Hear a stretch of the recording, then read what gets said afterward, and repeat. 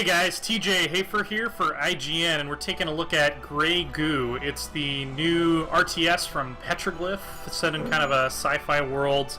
You can play as 3 different races. There's the humans, the beta, which are kind of like a scrappy industrial alien sort of race, and also is the Grey Goo. I'm actually going to go and do a quick skirmish game against the AI as the Goo, because they're kind of the star of the show. They're really what I feel like, you know, makes this game different. So I'm going to go ahead and pick a smaller map here. We'll play against the humans. They're kind of the more technologically advanced race here.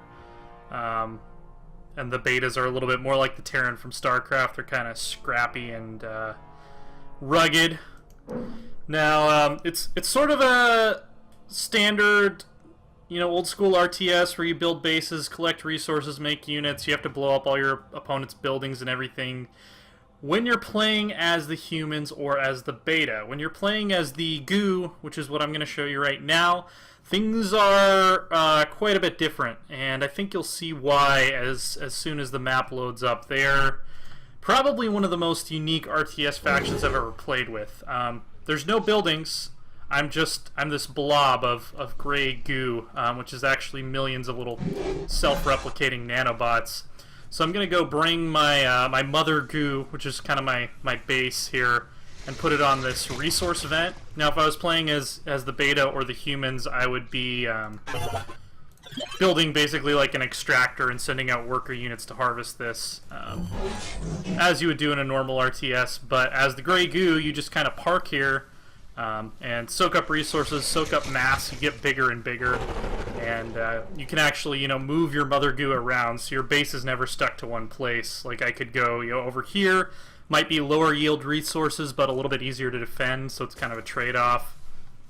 Here's my little standard unit I start out with to scout the drovers. You can see they're made of the Goo, but they're kind of reshaped into sort of a function-built form here.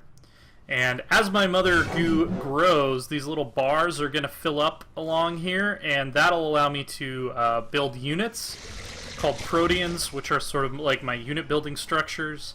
I can also build another mother Goo to go build an expansion base somewhere, and research tech upgrades for my units, all using the mass that I've gathered to my mother Goo.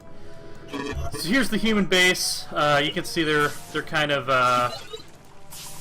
more kind of idealistic, sort of futurist, almost like Metropolis looking.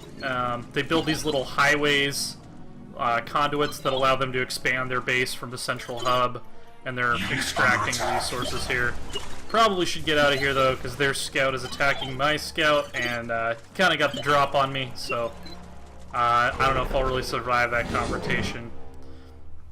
So as you'll also see that there's a fixed number of resources represented by this green bar, so I will eventually have to move at a certain point and extract resources elsewhere. You can't stay on the same base forever, which is pretty common in RTSs. But yeah, there's also this brush mechanic, which is pretty cool, almost like, you know, League of Legends or Dota. I did not see that there were those 2 units hiding in there until I was in the brush. So I was actually expecting to use that for my own ambush, but they were already a step ahead of me, the AI was. So I can morph a small protean here. As you can see, it reduces the health of my mother Goo and splits off this little guy here.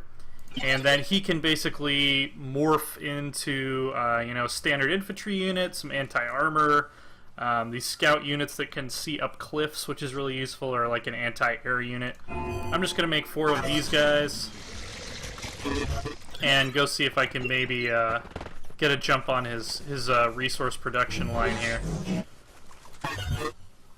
So the other interesting thing about this brush is that air units can't see down into it.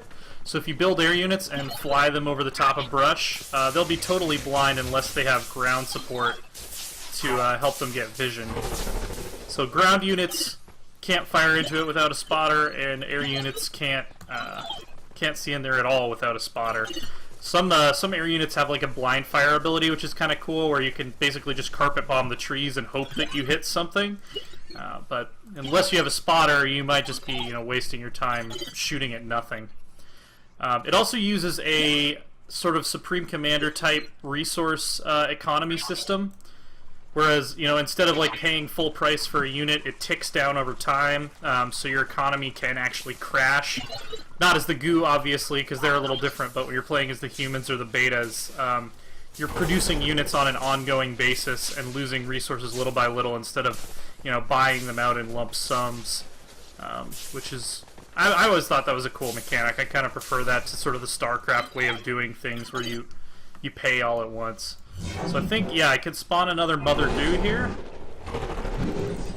And that's basically how I take an expansion base. So I just go ahead and bring my second Mother over, and she'll start collecting here, and she'll eventually be able to split off into... I say she, it's a big massive goo. I don't think it really has a gender, but... It's referred to as a Mother Goo, so I kind of think of it in a feminine sense, I suppose. Oh, I'm not paying attention to my units here. It's also not a very micro-heavy game, and the developers were very clear about doing that purposefully.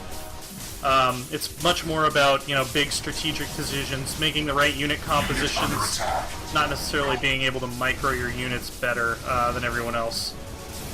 Right there, as you can see, micro could not save me. I just simply was shot down by my enemy there. And where did that scout go?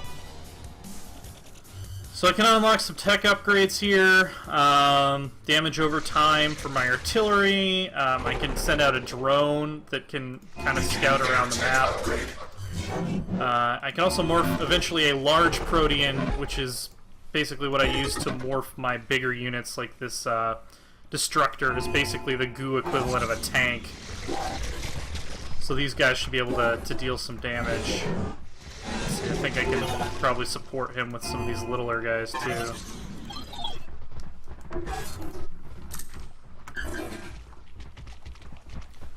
They've got kind of a cool, sort of like insectoid, spidery appearance to them.